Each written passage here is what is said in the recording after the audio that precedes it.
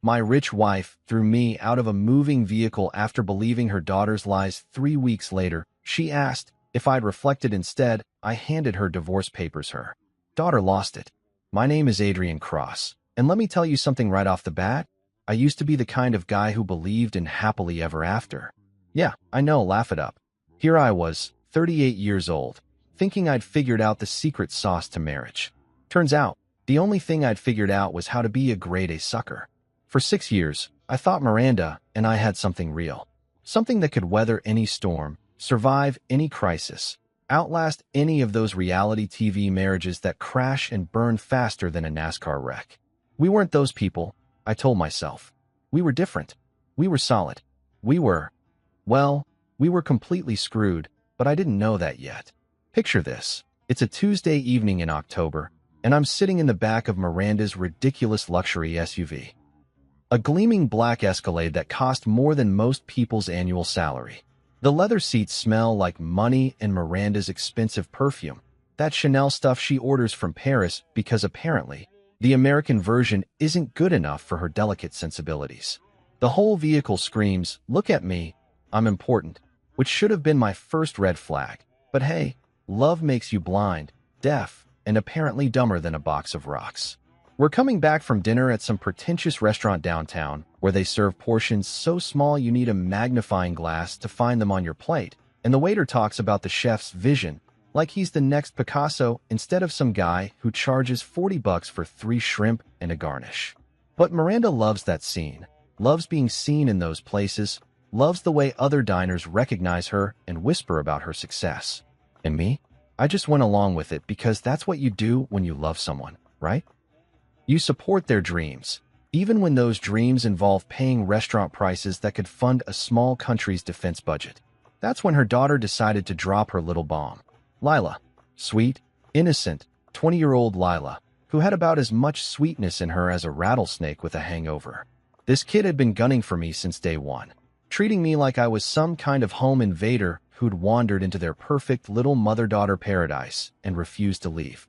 Never mind that Miranda and I met 2 years after her divorce. Never mind that I'd bent over backward trying to build a relationship with this spoiled princess. Never mind that I'd paid for half her college tuition without so much as a thank you card. In Lila's world, I was the villain, and she was just waiting for the perfect moment to write me out of the story. So there we are, cruising through the city in our mobile status symbol, when Little Miss Sunshine leans forward from her seat. I can still smell her perfume. Some trendy garbage that probably cost more per ounce than gold, mixed with the lingering scent of whatever overpriced cocktail she'd been nursing at dinner. Her voice, when it came, had that particular tone that every man learns to fear. Sweet on the surface, poison underneath. "Mom," she said, and I swear I could hear the smile in her voice. "We need to talk about Adrian." Miranda glanced at me in the rearview mirror, and I should have seen something in her eyes right then. Some flicker of doubt, some crack in the foundation I thought we'd built together. But I was too busy being annoyed with Lila's dramatics to notice that my wife was already halfway to believing whatever garbage was about to spill out of her daughter's mouth. "He's been stealing from you," Lila continued, each word dropping like acid on my marriage. "I've been watching, and I know what I've seen. He's only here for your money, Mom. He doesn't love you. He loves your bank account." Now, let me pause here for a second to appreciate the sheer audacity of this accusation. Me? Stealing from Miranda? I was the guy who insisted on separate checking accounts because I didn't want anyone thinking I was some kind of gold digger. I was the guy who paid for groceries with my own credit card, who bought my own clothes, who drove my own beat-up Honda because I refused to let anyone say I was living off my wife's success. I was so paranoid about appearances that I probably bent over backward more than a circus contortionist trying to prove I wasn't after her money. But here's the thing about lies. They don't have to be true to be effective. They just have to land at exactly the right moment, hit exactly the right insecurity, push exactly the right button. And Lila, evil little mastermind that she was, had found Miranda's button and pressed it like she was calling for an elevator. I opened my mouth to defend myself, to point out the obvious flaws in this ridiculous accusation, to remind Miranda of all the times I'd proven my loyalty, my love, my complete lack of interest in her finances beyond wanting her to be happy and secure. But Miranda's voice cut through the air like a blade. "Stop the car." Those 3 words hit me like a punch to the gut. Not, "Adrian, what do you have to say about this?" Not, "Lila, that's a serious accusation." Just stop the car, like I was suddenly toxic waste that needed to be disposed of immediately. Our driver, some poor guy named James who probably saw more family drama than a soap opera scriptwriter, dutifully pulled over to the curb. We were on Riverside Drive. I remember that detail with crystal clarity, because sometimes trauma burns the stupidest details into your brain. There was a streetlight casting everything in that sickly orange glow, and I could see a homeless guy pushing a shopping cart on the sidewalk, probably wondering what kind of reality show nonsense was about to unfold in front of him. "Miranda," I said, and I hated how my voice sounded. Desperate, confused, like a man who just realized he'd been playing a game where nobody bothered to tell him the rules had changed. "You can't seriously believe." "Get out." 2 more words. That's all it took to end 6 years of marriage, 6 years of what I thought was love, 6 years of building a life together. 2 words from the woman who used to tell me I was her anchor, her safe harbor, her better half. 2 words that turned me from husband into stranger in the space of a heartbeat. I tried one more time, because apparently I'm a glutton for punishment. "Miranda, please, just listen to me for 1 second. That's when she snapped. Maybe it was the stress of the accusation, maybe it was some deep-seated doubt that had been festering for months, or maybe she was just tired of pretending our marriage was something it wasn't. Whatever the reason, my calm, collected, always in control wife completely lost her mind. The door swung open, and before I could process what was happening, Miranda's perfectly manicured hand connected with my chest in a shove that would have made a linebacker proud. Now, I'm not a small guy, 6'2", about 190 pounds, reasonably athletic for a man pushing 40. But physics is physics, and when you're not expecting to get launched out of a moving vehicle by your wife, even a slow-moving vehicle doesn't give you much chance to stick the landing. I tumbled out of that Escalade like a sack of potatoes, my body hitting the asphalt with all the grace of a meteor impact. The world spun, gravel bit into my palms, and I tasted blood where I'd bitten my tongue. Through the ringing in my ears, I heard the door slam shut, heard the engine rev, heard the sound of my marriage driving away at about 40 miles per hour. I lay there on the side of Riverside Drive, watching those taillights disappear into the night, and I swear I could see Lila's silhouette in the back window, probably smiling like she'd just won the lottery. Which, in a way, I suppose she had. She'd gotten exactly what she wanted. Me out of the picture, her mom all to herself, and the satisfaction of knowing she'd destroyed a man's life with nothing more than a few well-placed lies. The homeless guy with the shopping cart stopped and asked if I was okay. A stranger showed more concern for my well-being in that moment than my wife of 6 years had. Funny how the universe works sometimes, isn't it? You know what's funny about getting thrown out of a moving car by your wife? The first thing that goes through your mind isn't, "Oh my God, I could have died," or even, "I can't believe she just did that." Nope. The first thing I thought, lying there on the cold asphalt with gravel embedded in my palms like some kind of twisted acupuncture, was, "I really hope nobody got this on video." Because that's where we are as a society, folks. Even in our most humiliating moments, we're worried about going viral for all the wrong reasons. The homeless guy, let's call him Charlie, because he looked like a Charlie, helped me sit up and asked if I needed him to call someone. I almost laughed. Call who? My wife, who just used me as human garbage disposal. My stepdaughter, who was probably already posting about this on Instagram with some caption like, "Trash takes itself out #blessed." My mother, who lived 3 states away and had never liked Miranda anyway. Yeah, that conversation would go well. "Hey Mom, remember how you said Miranda seemed cold?" Well, turns out you were right. And also she just tried to turn me into roadkill. Charlie stuck around while I took inventory of my injuries. Scraped hands, bruised ribs, what felt like road rash on my left elbow, and an ego that had been run over by a metaphorical 18-wheeler. Nothing that would kill me, but enough to make sitting on concrete feel like a 5-star spa treatment compared to standing up. "You want me to call the cops?" Charlie asked, pulling out a phone that looked like it had survived the apocalypse. That looked like assault to me. Assault. The word hung in the air like smoke from a house fire. Because that's what it was, wasn't it?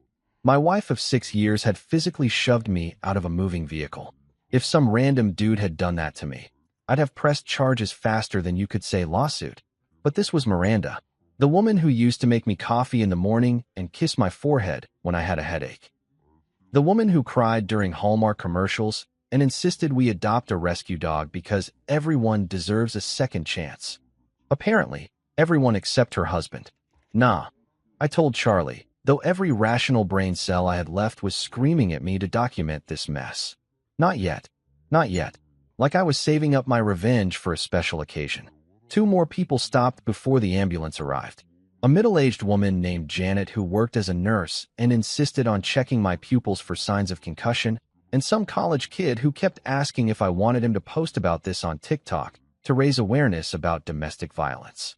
I appreciated the sentiment, but the last thing I needed was to become a cautionary tale set to trending audio clips. The ambulance showed up about 20 minutes later, which in city time might as well have been the speed of light. The paramedic who hopped out was this stern-looking Latino guy, probably in his 50s, with the kind of mustache that meant business. His name tag read Diego, and he had the air of someone who'd seen every possible way humans could screw up their lives. "What happened here?" Diego asked, kneeling down to examine my scraped hands with the efficiency of someone who'd bandaged up half the city. "My wife threw me out of her car," I said, because what was the point of sugarcoating it? Literally.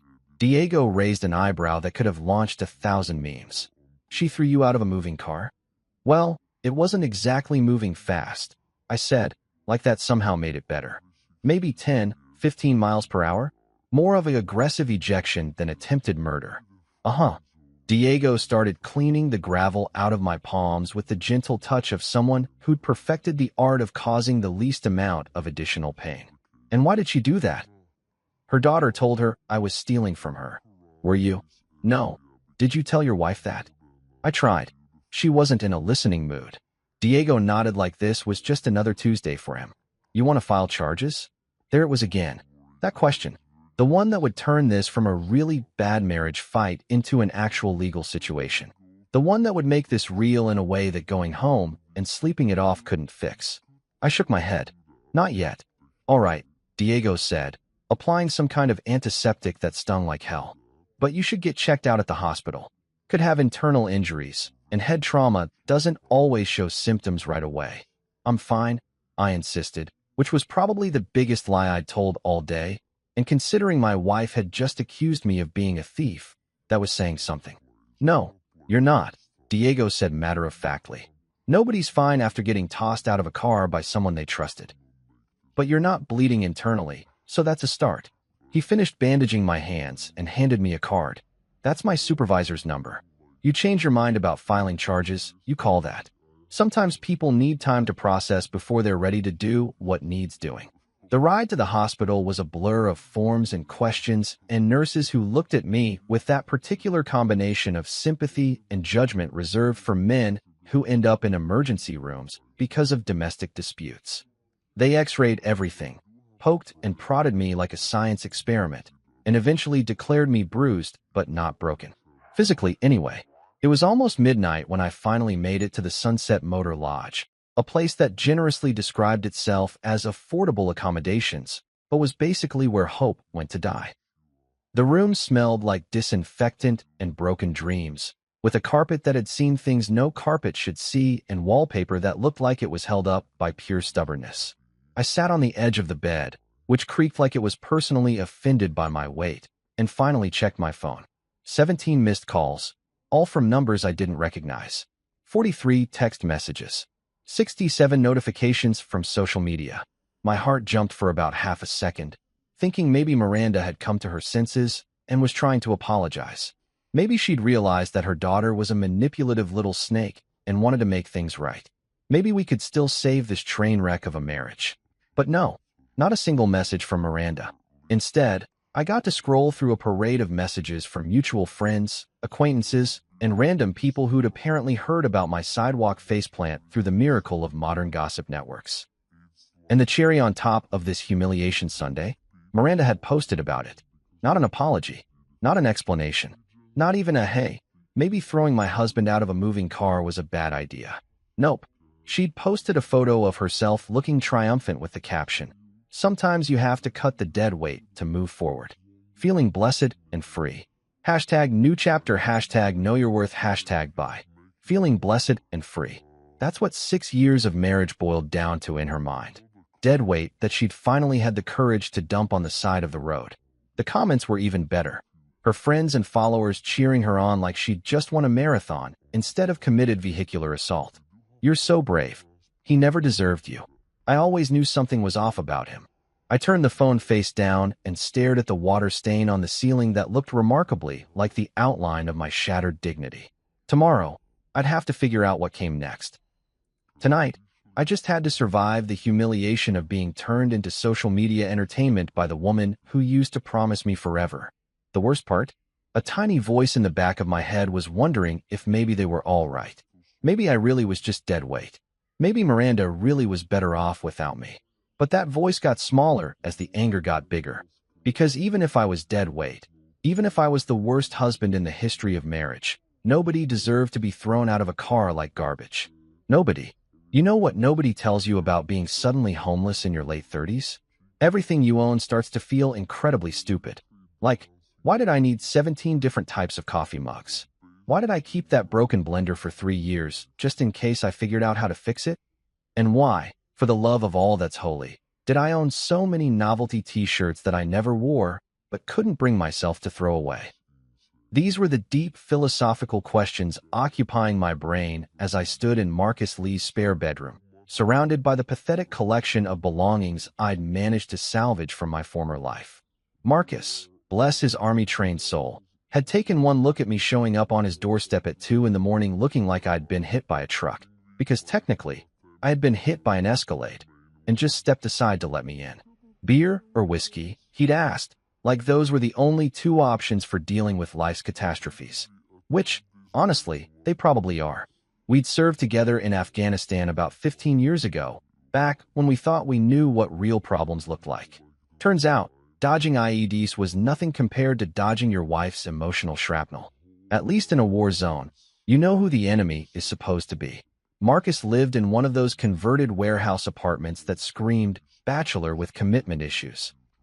Exposed brick walls, minimal furniture that looked like it came from the clearance section of whatever store sold industrial chic to guys who watched too much HGTV. The spare room was basically a glorified closet with a futon that had seen better decades, but it beat the hell out of the Sunset Motor Lodge and its ode to desperation. So, Marcus said on my first morning there, handing me a cup of coffee that could have stripped paint, "You gonna tell me what happened? Or do I have to guess? Because right now I'm thinking either you robbed a bank or your wife finally snapped." "Door number 2, I said, and proceeded to give him the whole sordid tale. Marcus had met Miranda exactly twice, once at our wedding and once at a barbecue where she'd spent the entire time complaining about the smoke getting on her designer dress. He'd never been a fan, but he'd been too polite to say anything. Well, too polite and too smart, because criticizing a man's wife is a good way to lose a friend, even when you're right. "Jesus Christ, Adrian," he said when I finished. "She threw you out of a moving car?" And posted about it online. The posting might actually be worse than the throwing, I admitted. At least when she threw me, it was in the heat of the moment. The posting was premeditated humiliation. Marcus shook his head like he was trying to clear water out of his ears. "And you're not pressing charges because I'm an idiot?" "Well, yeah, but specifically what kind of idiot?" That was the million-dollar question, wasn't it? What kind of idiot was I? The kind who still loved the woman who'd literally thrown him away? The kind who thought maybe, somehow, this could all be fixed? The kind who was too proud to admit his marriage had been a complete disaster from day one? All of the above, probably. The days started blending together after that. I'd wake up on Marcus's futon feeling like I'd been run over by the same Escalade all over again, drink his industrial-strength coffee, and then spend the day pretending to job hunt while actually refreshing social media like some kind of digital masochist. Miranda's online victory tour was in full swing. Every day brought new posts about her journey of self-discovery and learning to value herself. Photos of her at yoga class, at brunch with friends, at some spa getting treatments that probably cost more than most people's rent. All accompanied by captions that made her sound like she'd just escaped from prison instead of throwing her husband out of a car. The worst part was watching our mutual friends choose sides. And guess what? Team Miranda was winning by a landslide. Apparently, I'd been upgraded from husband to that guy Miranda had to get rid of in the court of public opinion. People who'd eaten dinner at our house, who'd laughed at my jokes, who'd acted like they genuinely cared about me. Suddenly they were treating me like I had some kind of contagious disease. Sarah from Miranda's book club unfriended me on Facebook. Tom from our couple's dinner group blocked me on Instagram. Even my dentist's office called to reschedule my appointment, and I'd bet good money Miranda had something to do with that too. Meanwhile, Lila was having the time of her life. Her social media had transformed into some kind of victory parade, with posts about toxic people and protecting family and other inspirational garbage that probably came straight from whatever self-help book she was reading this week. She'd even changed her profile picture to one of her and Miranda hugging, with a caption that read, "My queen crown #Mother knows best #Real recognize real." Real recognize real. Coming from a 20-year-old who'd never held a job longer than 6 months, and whose biggest accomplishment was convincing her mother to pay for her spring break trip to Cancun. That was rich. But here's the thing about hitting rock bottom. Eventually, you either dig deeper or you start climbing. And somewhere around day 10 of my exile, staring at yet another social media post about Miranda's glow up, something shifted inside me. I was sitting in Marcus's living room, laptop balanced on my knees, when I came across a post that made my blood pressure spike to stroke levels. It was a picture of Miranda and Lila at some fancy restaurant, raising champagne glasses in a toast. The caption read, "Celebrating new beginnings and the courage to leave the past behind. Sometimes the trash takes itself out. Wastebasket sparkles. #blessed. #motherdaughter. #new chapter." The trash takes itself out. That's what I was to them. 6 years of marriage, 6 years of supporting Miranda's dreams, 6 years of trying to build a relationship with her poisonous daughter, and I was trash that had taken itself out. "You okay over there?" Marcus asked, looking up from whatever military documentary he was watching. "You look like you're about to have an aneurysm." "Just peachy," I said, closing the laptop with more force than necessary. Living the dream. Marcus muted the TV and turned to face me. "All right, real talk time. How long are you going to do this to yourself?" "Do what?" "This." He gestured at me like I was a particularly disappointing science experiment. "Wallowing. Refreshing her social media every 5 minutes. Acting like a kicked dog hoping she'll let you back in the house." "I'm not." "Yes, you are. And it's pathetic." Marcus had never been one to sugarcoat things. "You want to know what I think?" "Not really, but you're going to tell me anyway." "Damn right I am. I think you're sitting here feeling sorry for yourself because it's easier than admitting you're pissed off. And you should be pissed off, Adrian. That woman didn't just break up with you. She humiliated you. She turned you into entertainment for her social media followers. She threw you out of a car like you were a McDonald's wrapper." He was right, of course. I was pissed off. Furious, actually. But fury felt dangerous. Like if I let myself really feel it, I might do something stupid. Something that would prove Miranda and Lila right about me being the villain in their story. "So what am I supposed to do?" I asked. "Key her car? Post revenge porn? Become one of those guys who shows up at their ex's workplace with a boombox? How about you stop acting like a victim and start acting like a man who got screwed over?" Marcus said. "How about you fight back?" Fight back. 2 words that would change everything, though I didn't know it yet. 2 words that would transform me from roadkill into predator. But that night, lying on the futon and staring at the ceiling, all I could think about was how easily 6 years of my life had been erased. How quickly love could turn into contempt. How efficiently I'd been edited out of the story Miranda was telling about her life. Well, if she wanted to rewrite history, 2 could play that game. You know what they say about revenge being a dish best served cold? Whoever came up with that phrase obviously never had their life blown up by a 20-year-old sociopath and her enabling mother. Because let me tell you, when you're sitting in your buddy's spare room surrounded by bankers' boxes full of paperwork, revenge doesn't feel cold at all. It feels like the slow burn of a really good bourbon going down, warm, steady, and guaranteed to mess you up if you're not careful. Marcus's words had been bouncing around in my head for 3 days. Stop acting like a victim and start acting like a man who got screwed over. Simple advice, really. The kind of thing that sounds obvious when someone else says it, but feels revolutionary when it finally clicks in your own brain. So I did what any rational man would do when his life gets turned upside down by false accusations. I dug out every single document I'd carefully filed away over the past 6 years. Bank statements, business contracts, property deeds, investment records, insurance policies, receipts for major purchases, even those stupid warranty cards I'd filled out religiously because you never know when you might need them. Turns out, you need them when your wife tries to rewrite history and pretend you were nothing but a leech sucking her dry. The dining table in Marcus's apartment looked like a forensic accountant had exploded all over it. Piles of papers sorted by year, by category, by relevance to the case I was building in my head. Marcus took one look at the organizational chaos and whistled low. Damn, dude. You keep better records than the IRS. Military training, I said, though honestly, it was more like paranoid training.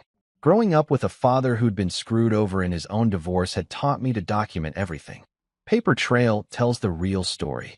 And what a story it was telling.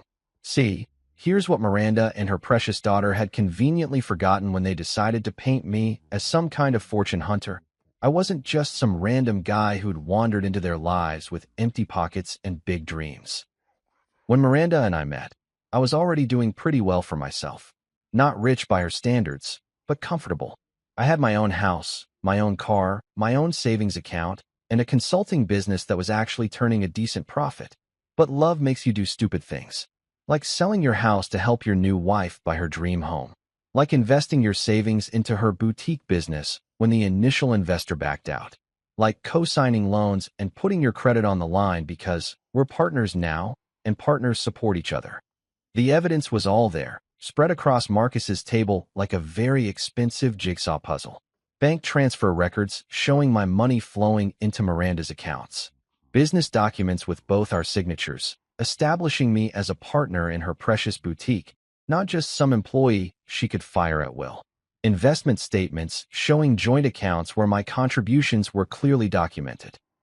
My favorite discovery was a folder labeled Property Records that contained the deed to our house. Excuse me, Miranda's house, according to her social media narrative. Funny thing about that deed, it had both our names on it. Equal ownership, established when we bought the place together using the proceeds from selling my house, plus a chunk of Miranda's inheritance from her grandmother. But the real gold mine was the business records. Miranda's boutique. Yes, she'd actually named it that, because creativity was never her strong suit, had been hemorrhaging money when I'd stepped in. The initial business plan was about as realistic as a unicorn farm, and the first year's financials looked like someone had been using the cash register as their personal piggy bank. That's when I'd suggested we restructure everything. Bring in a real accountant, establish proper inventory controls, create an actual marketing strategy instead of just hoping people would stumble across her store and fall in love with overpriced scarves. I'd even rolled up my sleeves and handled the marketing myself, designing the website, setting up social media accounts, negotiating with suppliers. The turnaround had been pretty impressive, actually. Within 18 months, we'd gone from losing money every quarter to showing a healthy profit. The business had tripled its customer base, expanded to online sales, and even opened a second location. Miranda had gone from stressed-out boutique owner on the verge of bankruptcy to successful entrepreneur with a growing empire. But according to the story she was telling now, she'd done it all herself. I was just some deadweight husband who'd been along for the ride, contributing nothing but taking everything. The paperwork said otherwise. Every major business decision had required both our signatures.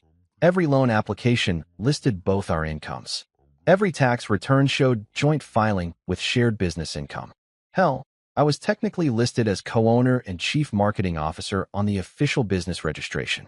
This is some serious ammunition, Marcus said, studying a particularly damaging contract that clearly showed my financial investment in the business.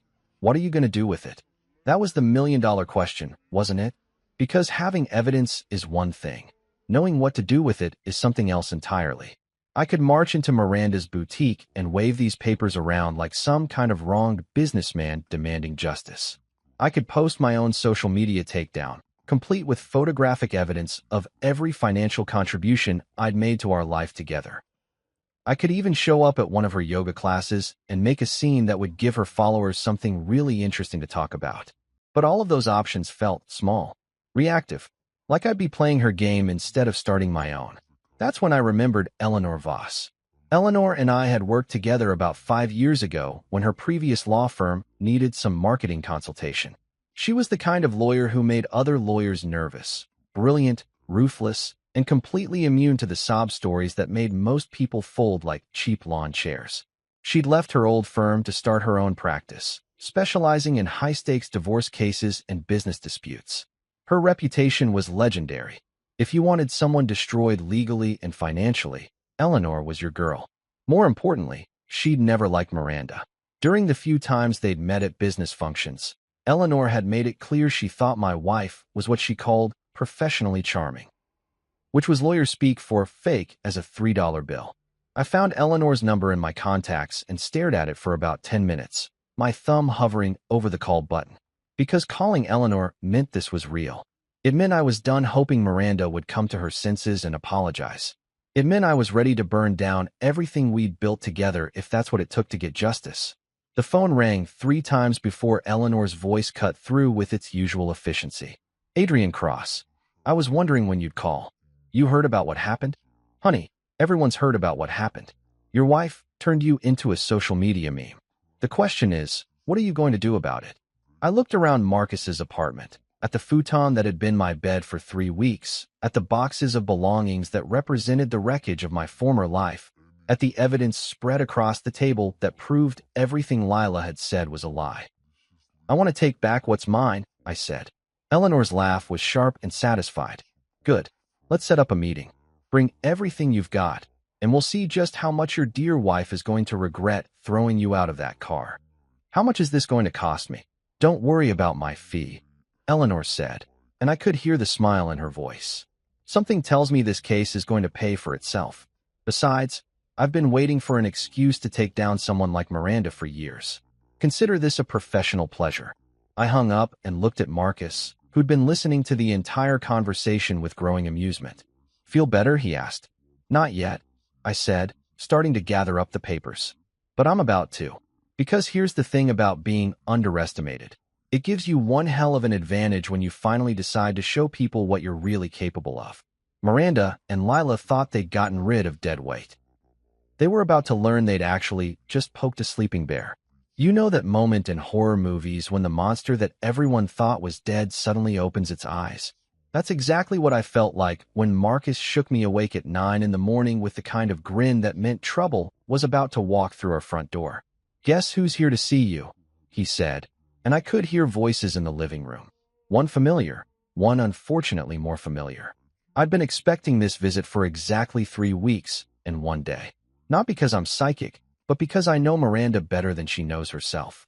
She operates on a very predictable cycle: impulse, justification, doubt, panic, damage control.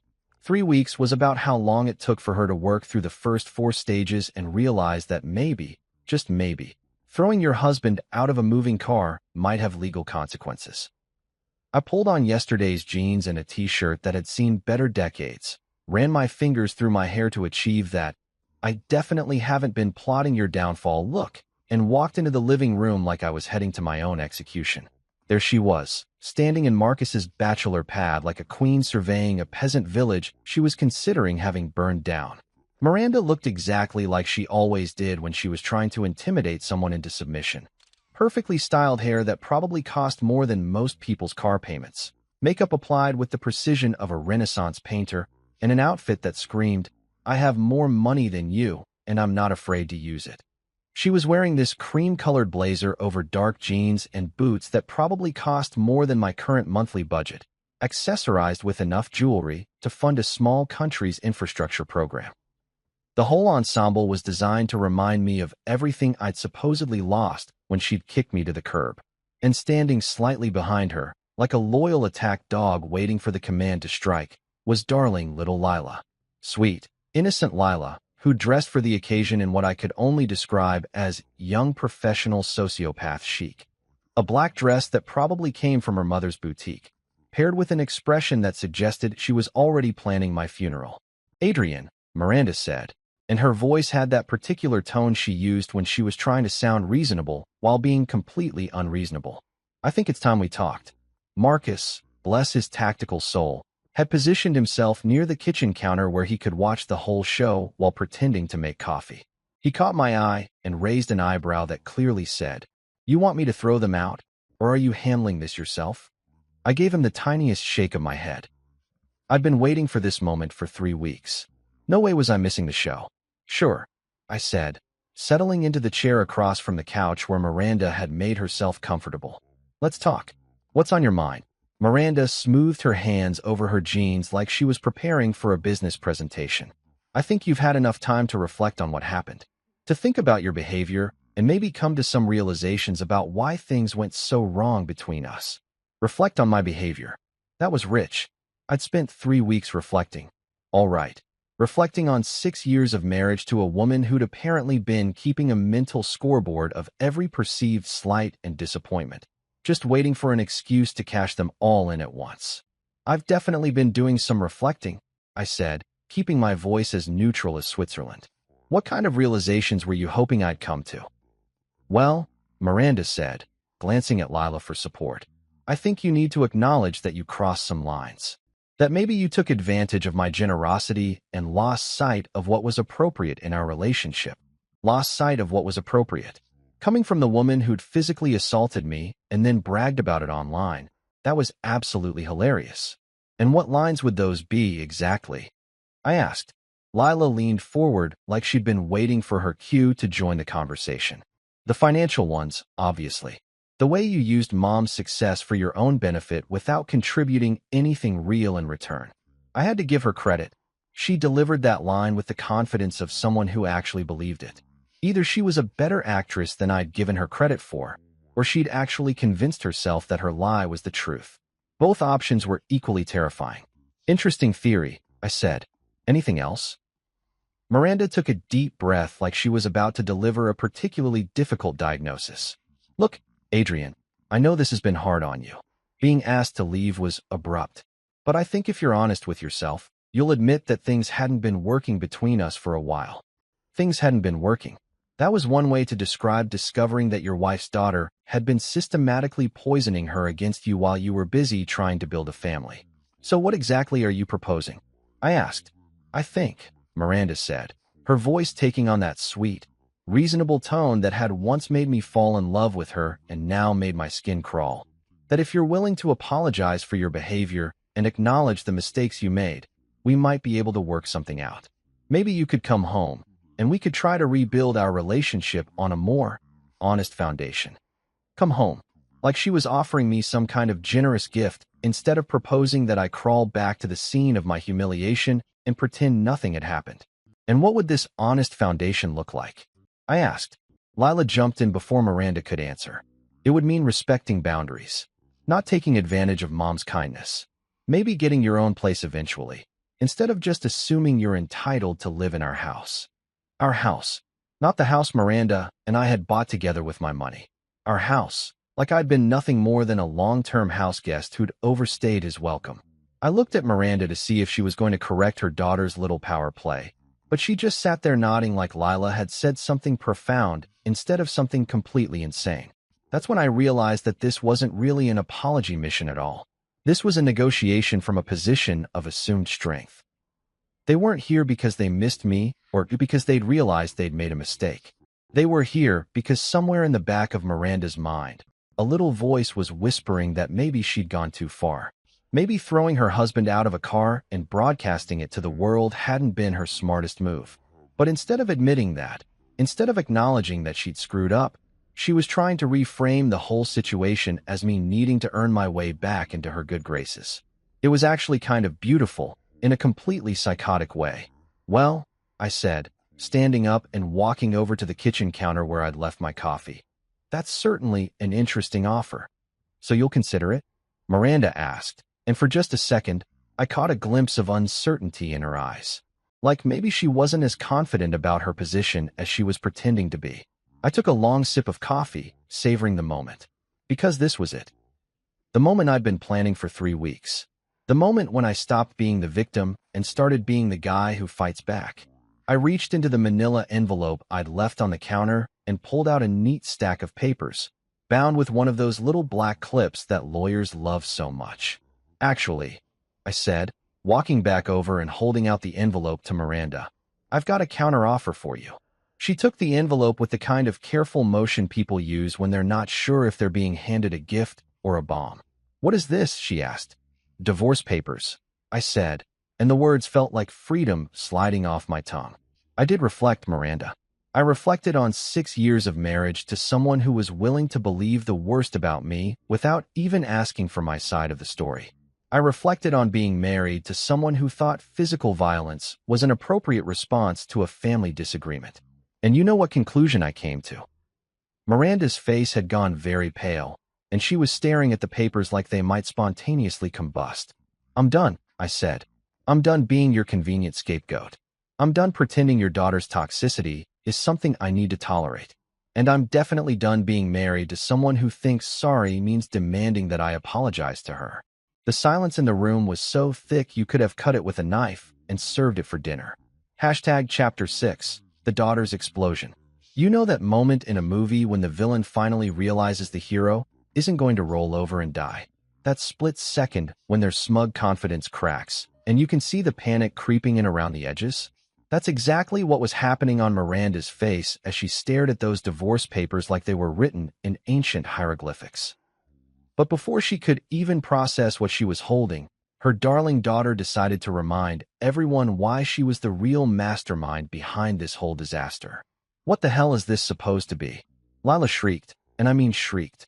The sound that came out of her mouth was somewhere between a fire alarm and a dying cat, pitched at exactly the frequency designed to shatter both glass and eardrums. She'd been lurking in the hallway, because of course she had, probably listening to every word and getting more pissed off by the second that her carefully orchestrated reunion wasn't going according to plan.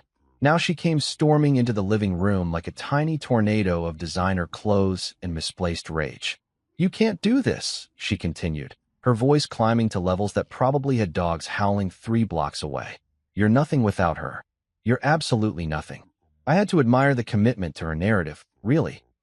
Even faced with legal documents that were about to turn her world upside down, Lila was still pushing the same tired script. Poor, helpless Adrian, who'd been living off Mommy's generosity and now had the audacity to bite the hand that fed him. Marcus, who'd been watching this whole drama unfold with the fascination of someone observing a particularly violent nature documentary, actually started grinning. He'd never seen Lila lose her composure before. Hell, none of us had. The girl was usually ice-cold calculating, all fake smiles and strategic tears. But apparently, divorce papers were her kryptonite. Lila, calm down, Miranda said, though she looked about as calm as someone defusing a bomb while riding a roller coaster. Her perfectly manicured hands were shaking as she flipped through the papers, and I could see her brain working overtime trying to figure out what the hell had just happened to her master plan. No. Lila spun around to face her mother, and for the first time since I'd known her, the mask completely slipped. Gone was the sweet, innocent victim act. Gone was the concerned daughter just trying to protect her mom. What stood in my living room? Well, Marcus's living room was pure, undiluted entitlement wearing a designer dress. This is exactly what I warned you about, she continued, jabbing her finger at me like I was some kind of exotic disease. He's trying to take everything. He's trying to destroy our family. Our family. There it was again, that possessive little phrase that had been driving me crazy for 6 years. Not the family, or my mom's family, or even my family. Our family, like she and Miranda were some kind of exclusive club that I'd never really been invited to join. Actually, I said, settling back into my chair and enjoying the show, I'm not trying to take everything. I'm just taking what's legally mine. There's a difference. You have no right to anything. Lila screamed, and now she was really getting warmed up. Her face was turning red, her carefully styled hair was coming undone, and she was gesticulating wildly like she was conducting an orchestra of chaos. You married her for her money, and now you're trying to steal it in divorce court. That's when something truly beautiful happened. Miranda, who had been sitting there in stunned silence while her daughter threw her tantrum, suddenly looked up from the papers with an expression I'd never seen before. It wasn't anger or confusion or even fear. It was realization. Lila, she said quietly, stop. But Lila was on a roll now. too deep in her rage to notice that she was digging her own grave with every word. He never loved you, Mom. He was just waiting for the right moment to cash in. And now he's found some sleazy lawyer to help him steal everything we've worked for. I couldn't help myself. What exactly did you work for, Lila? Your biggest achievement in the last year was getting your mother to pay for your spring break trip to Cabo. I protected her from you. Lila shot back, and there it was, the truth, naked and ugly and absolutely damning. I saw through your act from day one. I knew what you really were. The silence that followed was so profound you could have heard a pin drop in the next county. Because what Lila had just admitted, in her uncontrolled fury, was that she'd been plotting against me from the very beginning. Not protecting her mother from some recent betrayal, not responding to suspicious behavior she'd suddenly noticed. She'd been actively working to destroy my marriage from day one. Miranda was staring at her daughter like she'd never seen her before. And maybe she hadn't, really. Maybe she'd been so blinded by maternal love and the desire to keep her daughter happy that she'd never noticed what a manipulative little sociopath she'd raised. You planned this, Miranda said slowly, and her voice was so quiet it was barely audible. From the beginning. You never gave him a chance. Of course I never gave him a chance. Lila exploded, too far gone to realize she was confessing to years of psychological warfare. Why would I? He was just some random guy who thought he could waltz into our lives and take over. You were fine before he showed up.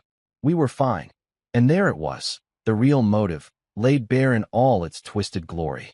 This wasn't about protecting her mother or preventing financial abuse or any of the noble reasons she'd been selling. This was about a spoiled 20-year-old who couldn't handle sharing mommy's attention and had spent 6 years systematically destroying any chance of happiness her mother might have found. Marcus was openly staring now, his coffee cup frozen halfway to his mouth. I think even he was impressed by the sheer scope of Lila's manipulation and the spectacular way it was all falling apart. Lila, Miranda said, and now her voice was getting stronger, more certain. You lied to me. About the money, about Adrian stealing, about everything. I didn't lie, Lila insisted, but her voice was getting shrill and desperate. I was protecting you. You're too trusting, too naive. You needed someone to look out for your interests. By destroying my marriage. It wasn't a real marriage anyway. Lila shot back, and I swear I could see the exact moment when she realized she'd gone too far. Her face went pale, her mouth snapped shut, and she looked around the room like she was suddenly aware that everyone was staring at her with varying degrees of horror and disgust. Miranda stood up slowly, those divorce papers still clutched in her hands. And for the first time in 6 years, she looked at her daughter the way she should have been looking at her all along, like someone who'd just discovered a snake in her bed. Get out, she said quietly. Mom, get out of here, Lila. Right now. Before I say something we'll both regret. You can't be serious, Lila said, but her voice had lost all its fire. Now she just sounded like what she really was. A scared kid who just realized her game was over and she was about to face the consequences. I'm completely serious, Miranda said, and the steel in her voice was something I'd only heard a few times in our marriage, usually when she was dealing with difficult customers or pushy suppliers. You've destroyed enough. Get out. Lila looked around the room one more time, maybe hoping someone would come to her rescue or tell her this was all just a misunderstanding. But Marcus was watching her with open contempt. I was watching her with something that might have been pity if I wasn't still so angry. And her mother was watching her with the kind of disappointment that cuts deeper than any insult. Fine, Lila said, grabbing her purse and heading for the door. But don't come crying to me when he takes everything and leaves you with nothing. This is exactly what I was trying to prevent. The door slammed behind her with enough force to rattle the windows, and then it was just me, Miranda, and the wreckage of 6 years of lies. You know what's better than revenge? Watching your enemies destroy themselves while you sit back and eat popcorn. And boy, did Miranda and Lila put on a show that would have made Shakespeare weep with envy. It started about 3 days after our first court session, when Marcus came home from his morning run with the kind of grin that meant he'd just witnessed something spectacular. He found me in the kitchen, going through more legal documents Eleanor had sent over, evidence for round 2 of our legal smackdown. Dude, he said, still slightly out of breath from his 5-mile route through the neighborhood. You're not gonna believe what I just heard coming from your wife's house. Ex-wife. I corrected automatically, though the papers weren't final yet. Whatever. Point is, they're going at each other like cats in a blender. I could hear them screaming from 2 blocks away. This was interesting news, but not entirely surprising. See, here's the thing about toxic family dynamics. They only work when everyone's united against a common enemy. Remove that enemy, and suddenly all that poison has nowhere to go except inward. Miranda and Lila had spent 6 years bonding over their shared mission to keep me in my place. Now that I was gone and fighting back, they didn't have anything left to bond over except mutual blame. What were they fighting about? I asked, trying to sound casual while internally doing a victory dance. From what I could make out, Lila was yelling something about how this was all Miranda's fault for being weak and stupid, and Miranda was screaming back about Lila ruining her life. Marcus grabbed a bottle of water from the fridge and shook his head. It was like listening to a very expensive episode of Jerry Springer. Over the next few days, the reports kept coming in. Because that's the thing about living in a nice neighborhood. Everyone knows everyone else's business, and gossip travels faster than a California wildfire. Janet, our mail carrier, mentioned that she'd had to wait 5 minutes for the shouting to die down before she could safely approach Miranda's front door. The FedEx guy told Marcus he'd actually turned around and left a package at the depot because the screaming coming from inside the house made him think someone was being murdered. Even Mrs. Patterson, the 70-year-old lady who lived next door to Miranda and was usually deaf as a post, started complaining about the noise. But the real intelligence came from Sarah, Miranda's former best friend from book club. I ran into her at the grocery store about a week after the court hearing, and let me tell you, she was practically bursting with information she was dying to share. "Adrian," she said, cornering me in the frozen food aisle like she'd been waiting for this moment her entire life. "I heard about the divorce. How are you holding up?" Now, Sarah had been Team Miranda since day one of our separation. She'd been one of the people cheerfully commenting on Miranda's social media posts about cutting dead weight and knowing your worth. But apparently, recent developments had caused her to reconsider her loyalties. "I'm doing fine, Sarah," I said, trying to extract myself from the conversation before it turned into a gossip session that would fuel the neighborhood rumor mill for months. "Well, I just want you to know that I never believed those things Lila was saying about you," she said, which was interesting since she'd been publicly supporting Miranda's version of events just 2 weeks ago. "I always thought there was more to the story." "That's very kind of you to say. And honestly," Sarah continued, lowering her voice like we were discussing state secrets, "I think Miranda is finally starting to see what Lila really is.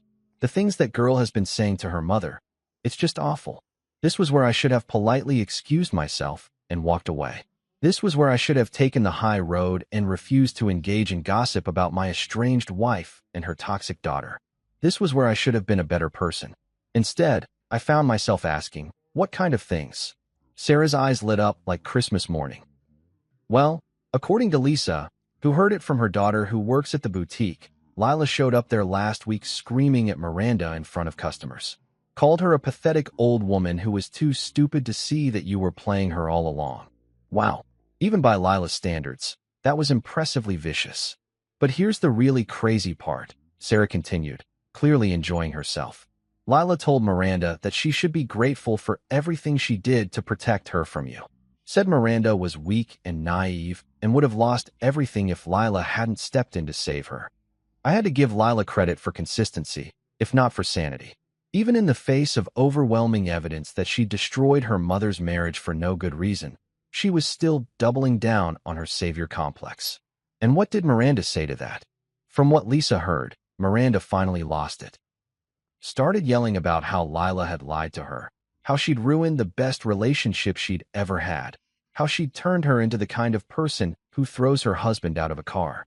Sarah shook her head in amazement. Apparently, she kicked Lila out of the store and told her not to come back. This was getting better and better. Not only were they fighting, but Miranda was finally starting to understand the scope of what her daughter had done. It was like watching someone wake up from a 6-year coma and realize their entire life had been a lie. But Sarah wasn't done with her intelligence briefing. "And then," she said, leaning in closer, "yesterday, Lila showed up at Miranda's house with some guy she's been dating. You know, that loser with the motorcycle who thinks he's in a boy band? Anyway, she demanded that Miranda give her money for a deposit on an apartment, since Miranda had ruined her living situation by choosing you over her own daughter. Let me guess, I said. Miranda said no. Miranda said hell no. And then Lila started screaming about how Miranda owed her for all the years she'd spent protecting her, how she'd sacrificed her own happiness to keep you from taking advantage of Miranda's kindness. Sarah was clearly relishing every detail.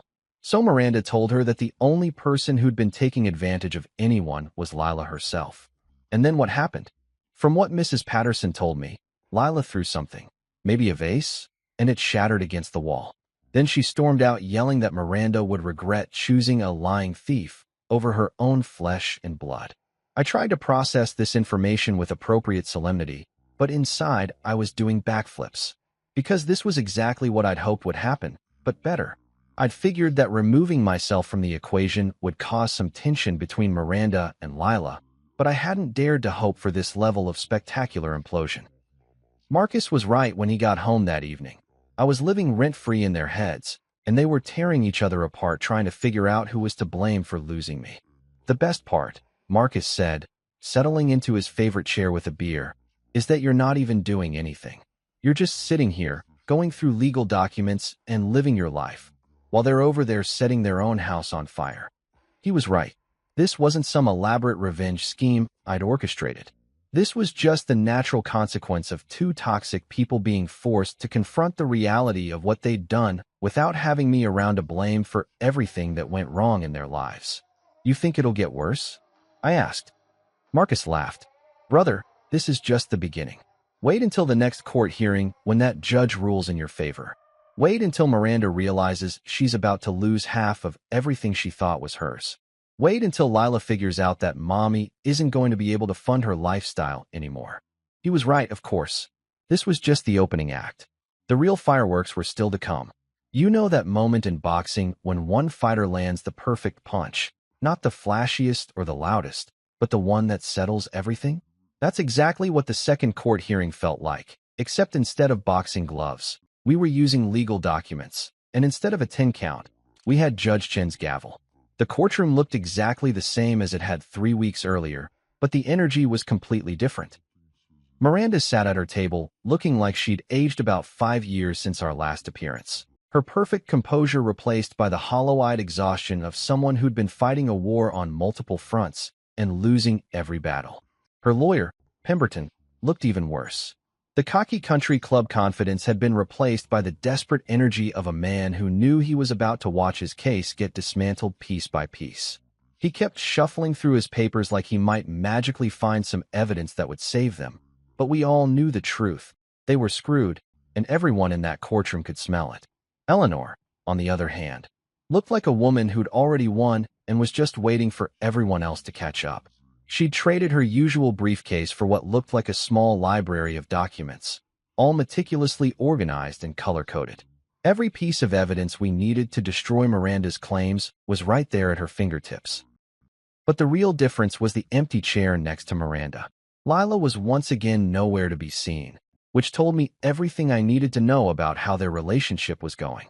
The girl who'd started this whole mess by lying about my supposed theft couldn't even be bothered to show up and watch the consequences of her actions play out. All rise for the Honorable Judge Patricia Chun, the bailiff announced, and we went through the familiar ritual of standing and sitting while Judge Chun settled into her throne of justice. This is the continued hearing in the matter of Cross versus Cross, she said, flipping through what looked like our entire case file. Mr. Pemberton, I trust you've had time to review the evidence presented in our last session? Pemberton stood up like a man walking to his own execution. Yes, Your Honor. The defense maintains that Mrs. Cross's business success was primarily due to her own efforts and vision, and that Mr. Cross's contributions were minimal at best. Judge Chun looked at him over her reading glasses with the expression of someone who'd just been told that gravity was optional. Mr. Pemberton, are you suggesting that bank records, business contracts, and sworn testimony are all somehow inaccurate? No, Your Honor, but we believe the context of these contributions has been misrepresented. I see. And what context would that be? This was where Pemberton made his fatal mistake.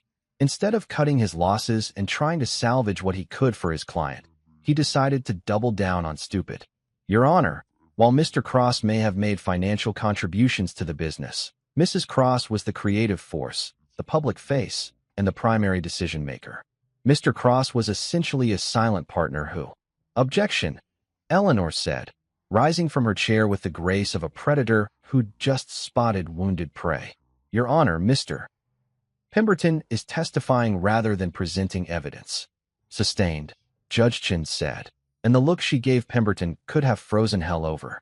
Mr. Pemberton, do you have any new evidence to present, or are we going to continue with creative storytelling? That's when Eleanor stood up and delivered what can only be described as a legal masterpiece. Your Honor, if I may address the court's question about context. She walked over to the evidence table and picked up a thick folder. The plaintiff would like to present additional evidence that we believe provides the complete picture of Mr. Cross's role in the defendant's business success. Judge Chin gestured for her to proceed, and Eleanor opened that folder like she was revealing the crown jewels. This, Your Honor, is a complete audit of Miranda's boutique from its inception to the present day, conducted by a certified public accountant. She handed copies to the judge and to Pemberton, who looked like he was about to throw up. This audit shows that prior to Mr. Cross's involvement, the business was operating at a loss of approximately $30,000 per quarter. She let that number sink in for a moment before continuing. Within 6 months of Mr. Cross's investment and operational involvement, the business showed its first profit. Within 1 year, quarterly profits had increased to an average of $40,000. The current quarterly profit average is $65,000.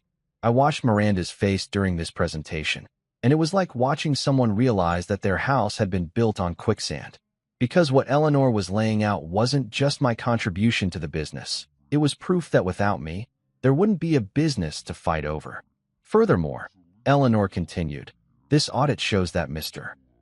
Cross's marketing strategies directly resulted in a 340% increase in customer base. His inventory management system reduced overhead costs by 35%, and his supplier negotiations improved profit margins by an average of 22%. Pemberton tried to object, but Judge Chin waved him off like she was shooing away a particularly annoying fly. Your Honor, Eleanor said, the evidence clearly shows that Mr. Cross wasn't just a contributor to this business. He was the architect of its success.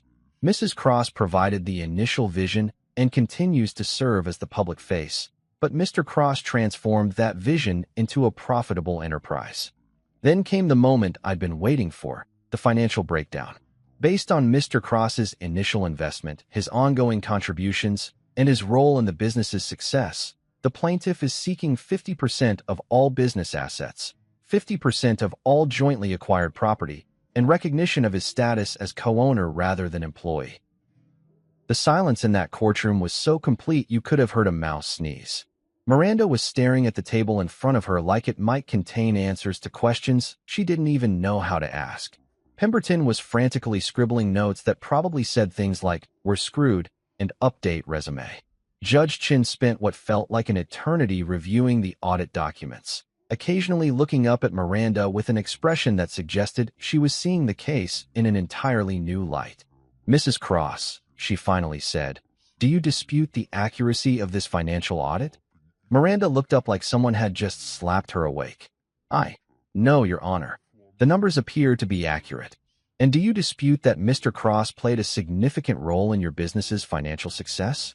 Another long pause. Another moment of visible internal struggle. No, Your Honor. And do you dispute that you physically removed Mr. Cross from your vehicle and subsequently posted about it on social media? This time Miranda didn't even hesitate. No, Your Honor. Judge Chun leaned back in her chair and studied both parties like she was looking at two particularly disappointing children who'd forced her to sort out their mess. Very well. Based on the evidence presented, the testimony given, and the financial audit provided, this court finds that Mr. Cross has demonstrated substantial contribution to the marital assets in question. She paused to flip through her notes. The court hereby grants the dissolution of marriage and awards Mr. Cross 50% of all business assets, 50% of all jointly acquired property, and recognition as co-owner of Miranda's boutique. The gavel came down with the finality of a coffin lid closing. I felt like I should be celebrating, jumping up and down, maybe doing a victory dance right there in the courtroom. But honestly, all I felt was tired. Tired and relieved, and maybe a little sad that it had come to this. Miranda sat frozen in her chair, staring at nothing, while Pemberton gathered his papers with the efficiency of someone who wanted to get the hell out of there as quickly as possible. In the gallery behind me, Marcus was probably fighting to keep from cheering out loud. But the real victory wasn't the money or the property or even the recognition. The real victory was walking out of that courtroom as a free man, no longer bound to someone who'd thrown me away like garbage and then expected me to be grateful for the experience. As we packed up our documents, Eleanor leaned over and whispered, "How does it feel to be vindicated?" "Like justice," I said. "It feels like justice." Outside the courthouse, Miranda caught up with us as we were walking to Eleanor's car. She looked smaller somehow, diminished, like someone had let all the air out of her. "Adrian," she called, and I turned around to face the woman who'd been my wife for 6 years and my adversary for the last 2 months. "What, Miranda?" I wanted you to know that I'm sorry. About the car, about believing Lila, about all of it. Too little, too late, but I appreciated the gesture." "I know," I said, "but sorry doesn't fix this. Sorry doesn't give me back 6 years of marriage to someone who was willing to believe the worst about me without even asking for my side of the story." She nodded like she understood, though I doubted she really did. "For what it's worth," she said, "I think I'm finally starting to see what Lila really is. What she's been doing to both of us." "Good," I said. "Maybe next time you'll think twice before letting a 20-year-old run your life." And with that, I walked away from Miranda Cross for the last time. You know what they don't tell you about winning? Sometimes it feels exactly like losing, except with better paperwork and a bigger bank account. 3 months after Judge Chin's gavel had officially ended my marriage and started my new life, I was standing on the balcony of my new apartment, looking out at a city that suddenly felt full of possibilities instead of problems. The apartment was a complete 180 from the house I'd shared with Miranda. No marble countertops or designer fixtures. No walk-in closets big enough to house a small family. Just clean lines, lots of windows, and the kind of minimalist aesthetic that screams, bachelor who's got his shit together. It was exactly what I needed, a fresh start that didn't come with 6 years of emotional baggage built into the walls. Marcus had helped me move in, naturally. The guy had become my unofficial life coach, marriage counselor, and reality check all rolled into one. He'd taken one look at my new place and nodded approvingly. "This," he'd said, cracking open a beer and settling into my new leather couch, "this is what winning looks like." He wasn't wrong. The settlement had been even better than Eleanor had predicted. 50% of the business assets, 50% of the house proceeds when Miranda was forced to sell it, and a nice chunk of the investment portfolio we'd built together. Turns out, when you actually contribute to a marriage instead of just taking up space, the courts tend to notice. But the real satisfaction came from the follow-up reports I kept getting about Miranda and Lila's ongoing implosion. Because apparently, when you remove the common enemy that's been holding your toxic family dynamic together, things get very ugly very quickly. Sarah from the book club had become my unofficial intelligence source, though I suspected she was getting as much entertainment out of the gossip as I was. She'd stopped by the previous week with updates that were better than any reality TV show. "So get this," she'd said, settling into my kitchen with coffee and the latest neighborhood drama. "Miranda had to put the house on the market last month. This wasn't news to me. I'd been tracking the sale as part of the settlement agreement. But Sarah had details that went beyond the legal paperwork. Apparently, Lila showed up the day before the real estate photos were taken and threw an absolute fit. Started screaming about how this was her childhood home and Miranda had no right to sell it just to pay Adrian his blood money. Blood money. I had to admire Lila's commitment to making me the villain in her story, even when faced with overwhelming evidence that she destroyed her mother's life for no good reason. And then what happened? Miranda finally grew a spine and told her that if she wanted to keep the house, she was welcome to come up with $500,000 to buy out your share. Sarah laughed like this was the funniest thing she'd heard all year. Lila said Miranda should take out another mortgage, and Miranda told her that her credit was already maxed out from trying to keep the business afloat during the divorce proceedings. That was interesting news. I'd wondered how Miranda was handling the financial pressure of losing half her assets while trying to maintain her lifestyle. Apparently, not well. But here's the really good part, Sarah continued. Lila demanded that Miranda give her money to put down on her own apartment, since she was being forced out of her family home. When Miranda said she couldn't afford it, Lila accused her of choosing you over her own daughter. And Miranda told her that she'd already chosen you over her daughter 6 years ago when she married you. And the only reason that choice had been a mistake was because Lila had spent 6 years systematically sabotaging it. I had to give Miranda credit for finally connecting the dots, even if it was about 3 months too late to save our marriage. The business reports were even better. According to Eleanor's contacts in the financial community, Miranda's boutique was struggling without my operational expertise.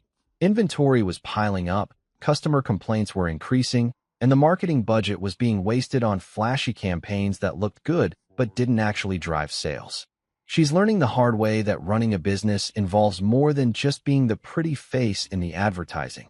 Eleanor had told me during our final meeting.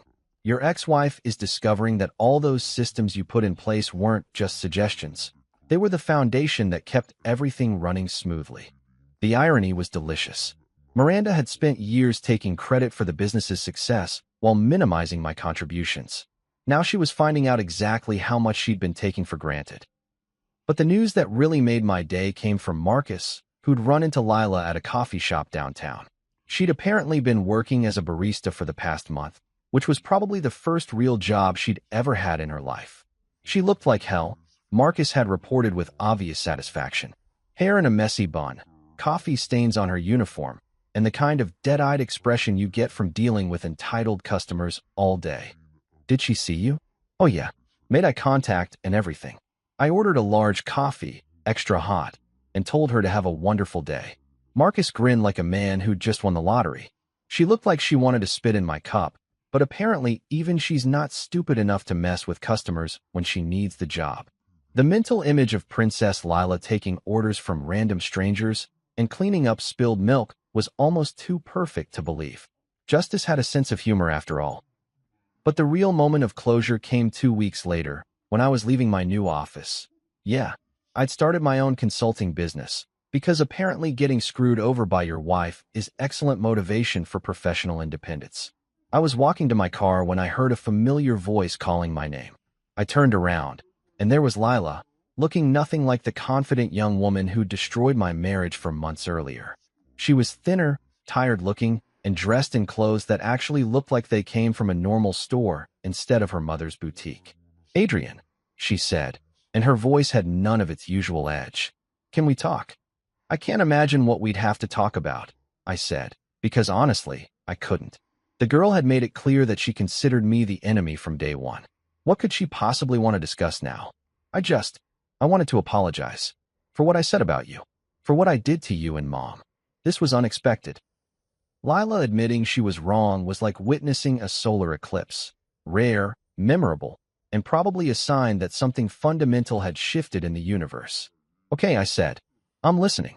I was jealous, she said, and the words came out like they physically hurt to say. Mom was so happy with you, and I felt like I was losing her. So I convinced myself that you were the problem, and I did everything I could to get rid of you, including lying about me stealing from her. Including that. Lila looked down at her hands like they contained the secrets of the universe. I told myself I was protecting her, but really I was just selfish. I wanted her all to myself. It was the first honest thing I'd ever heard come out of her mouth, and it was about 4 months too late to matter. Well, I said, you got what you wanted. You have her all to yourself now.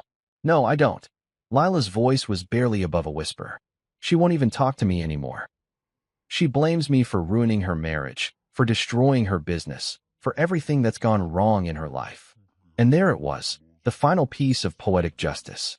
Lila had gotten exactly what she'd thought she wanted, only to discover that destroying other people's happiness doesn't actually make you happy. It just makes you the kind of person who destroys other people's happiness. I'm sorry that happened, I said, and I actually meant it. Not because I felt bad for Lila. She'd made her bed and now she was lying in it. But because the whole situation was just wasteful. 6 years of marriage, a successful business partnership, and a family dynamic that could have worked if everyone had just been honest about what they wanted. Do you think? Lila started, then stopped herself. Never mind. What? Do you think you could ever forgive me? For what I did? I thought about that for a long moment. Forgiveness is a tricky thing. It's not about pretending someone didn't hurt you, and it's not about letting them off the hook for the consequences of their actions. It's about choosing not to carry their poison around inside you anymore. I already have, I said. But that doesn't mean I trust you, and it doesn't mean I want you in my life. Some things break in ways that can't be fixed. Lila nodded like she understood, though I suspected she was hoping for a different answer. For what it's worth, she said, you were good for her. For Mom. She was happier with you than I'd ever seen her. I know, I said. That's what makes this whole thing so pointless. And with that, I walked away from Lila Cross for the last time. That night, I stood on my balcony with a glass of wine, looking out at the city lights and thinking about second chances. Not the kind where you go back and try to fix what's broken, but the kind where you take what you've learned and build something better. I'd gotten my revenge, all right. Not by screaming or plotting or trying to hurt Miranda and Lila the way they'd hurt me. I'd gotten my revenge by refusing to let their toxicity define my future. I'd gotten my revenge by building a life that was better than anything I could have had with them. And that, I realized, was the sweetest revenge of all.